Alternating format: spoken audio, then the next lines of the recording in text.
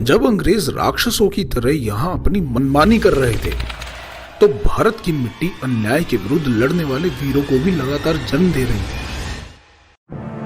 इसी परंपरा में एक वीर सपूत का भी उदय हो रहा था। इस वीर का नाम था सुभाष चंद्र बोस।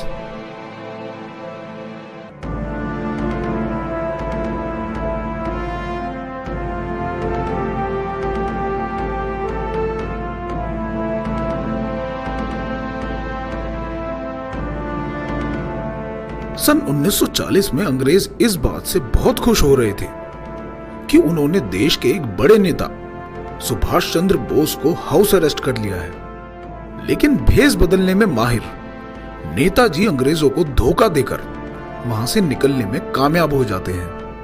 हाउस अरेस्ट से निकलने के बाद पूरी दुनिया में सिर्फ एक ही ऐसी जगह थी जहां नेताजी जल्दी से जल्दी पहुंचना चाहते थे, और वो जगह थी जर्मनी। नेताजी जर्मनी इसलिए जाना चाहते थे क्योंकि उन्होंने खुद यह करिश्मा देखा था कि किस तरह प्रथम विश्व युद्ध में पूरे तरह से बर्बाद जर्मनी हिटलर के नेतृत्व में सिर्फ 2 सालों के अंदर ही दुनिया की महाशक्ति बनने वाला था।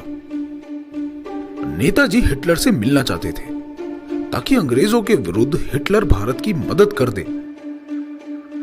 लेकिन ऐसे किसी का भी जाकर हिटलर से मिल लेना इतना आसान भी नहीं था, और वो भी किसी भारतीय का जो कि जर्मनों के मायने में अंग्रेजों का भेजा हुआ जासूस हो सकता है। काफी समय तक नेताजी जर्मन अफसरों के बीच ही उठते बैठते रहे ताकि उनका विश्वास जीत सके, और देखते ही देखते नेताजी और जर्मन अफसरों के बीच अच्छी खासी दोस्ती भी हो गई। वे समझ गए थे कि यह कोई जासूस नहीं है बल्कि एक सच्चा देशभक्त है जो अपने देश को अंग्रेजों से बचाने के लिए एक मजबूत देश से मदद मांगने के लिए आया है। नेताजी का धैर्य और मेहनत रंग लाई। जिस पल का इंतजार नेताजी बहुत समय से कर रहे थे, आखिर वो आ ही गया। अफसरों ने नेताजी की मुलाकात हिटलर से करवाई। यह एक ऐतिहासिक क्षण था कि दुनिया के एक शक्तिशाली देश जर्मनी के शासक से एक दूसरे देश भारत का एक इतना बड़ा नेता मिलने आया हो।